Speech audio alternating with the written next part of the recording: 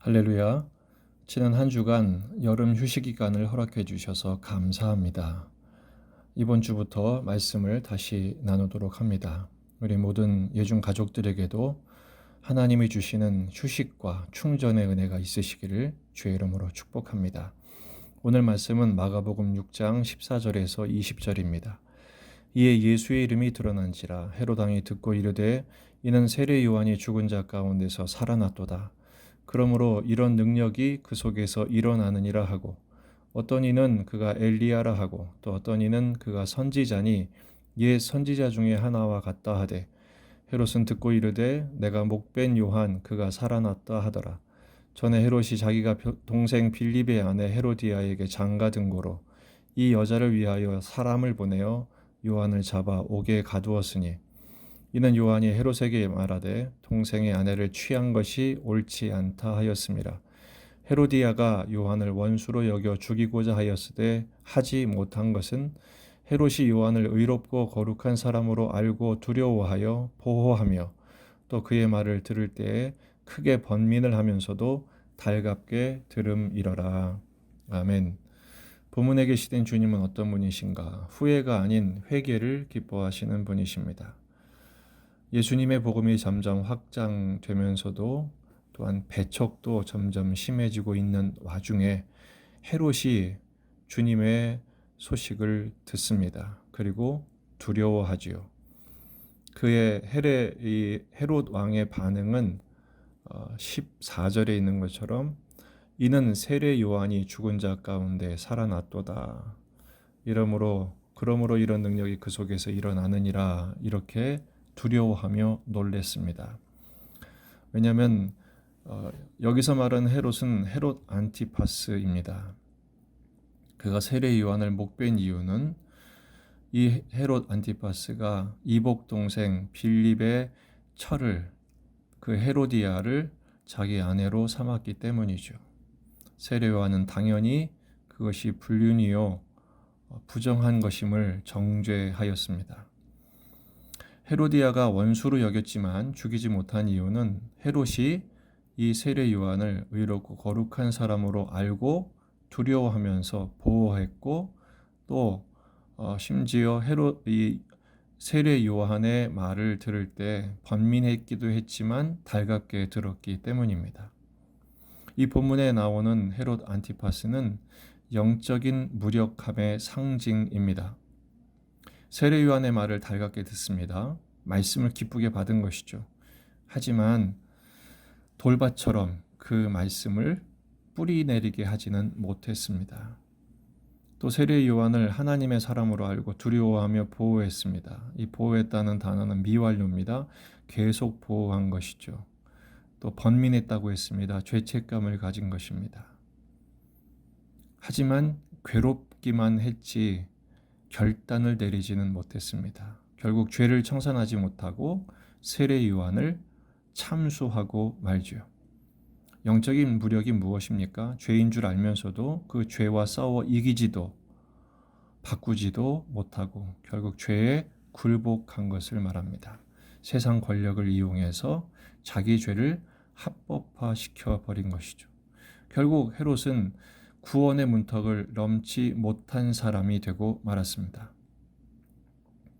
그래서 자기가 목베 죽인 세례 요한의 망령에 사로잡혀서 두려워하는 불쌍한 인생이 되고 만 것이죠. 결단이 필요합니다. 믿음은 결단이기 때문에 그렇습니다.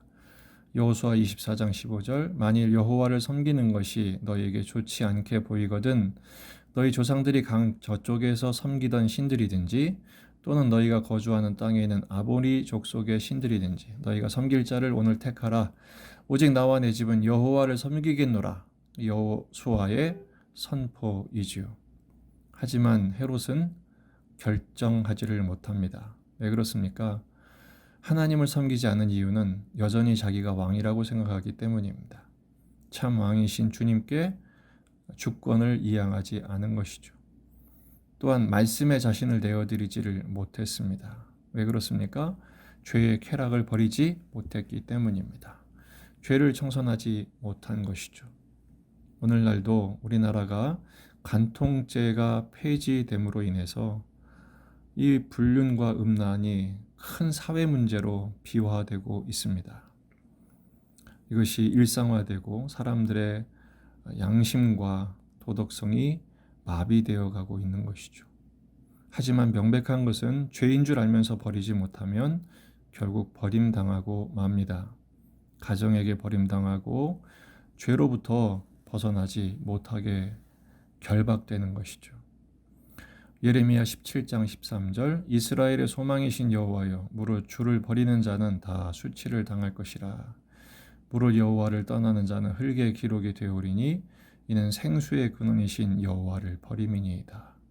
하나님을 선택한다는 것은 하나님의 말씀대로 사는 것을 말합니다. 그동안 붙들렸던 죄로부터 청산하는 것이죠. 죄와 사망의 권세에서 자유함을 얻기 위하여 생명의 성령의 법을 요청하고 그 말씀에 통치받는 것을 말합니다. 오늘 말씀의 적용입니다.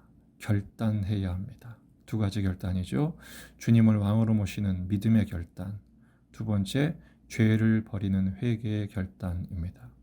사도행전 2장 38절 베드로가 이르되 너희가 회개하여 각각 예수 그리스도의 이름으로 세례를 받고 죄 사함을 받으라. 그리하면 성령의 선물을 받으리니. 죄인 줄 알았지만 후회만 했던 가룟 유다 결국 구원에 이르지 못했습니다. 하지만 베드로는 어땠습니까? 자신이 주님을 3번이나 부인하는 죄를 범했지만 통렬히 회개했죠. 그 베드로가 선포합니다. 회개하여 예수 그리스도의 이름으로 세례받고 죄사함을 받으라. 그러면 성령의 선물을 받으리니. 예수님을 믿는 믿음으로 결단하십시오. 두 번째, 청산해야 합니다. 청산의 결단이죠. 데살로니가전서 4장 3절에서 6절 하나님의 뜻은 이것이니 너희의 거룩함이라 곧 음란을 버리고 각각 거룩함과 존귀함으로 자기의 아내 대할 줄을 알고 하나님을 모르는 이방인과 같이 세욕을 따르지 말고 이 일에 분수를 넘어서 형제를 해하지 말라. 이는 우리가 너희에게 미리 말하고 증언한 것과 같이 이 모든 일에 주께서 신원하여 주심이라. 느헤미야가 모든 개혁을 마친 후에 이방인 여인들과 결혼했던 동족들을 결단하게 하죠. 그 여인들과 떨어지게 합니다. 떠나가게 합니다. 영적인 혈통, 순수성을 회복하기 위한 결단을 촉구한 것이죠. 그렇습니다. 죄와 이별해야 합니다. 철저히 청산해야 합니다. 믿음 안에 서야 합니다. 다들 죄인 줄 압니다. 두려워하기도 하고 걱정하기도 하고 번민합니다. 죄책감에 시달립니다. 하지만 버리지 못하면 시달릴 뿐 구원은 없습니다. 예수님의 십자가 앞에 나아가 철저히 회개하고 예수를 나의 구주로 영접하여 그 예수님의 말씀으로 나를 통치하시도록 엎드릴 때 그리고 그 말씀에 순종할 때 참된 평안과 거룩함을 무장하게 될 것입니다. 후회가 가득한 인생이 아닌 회개로 충만한 믿음의 삶이 되시기를 주의 이름으로 축복합니다.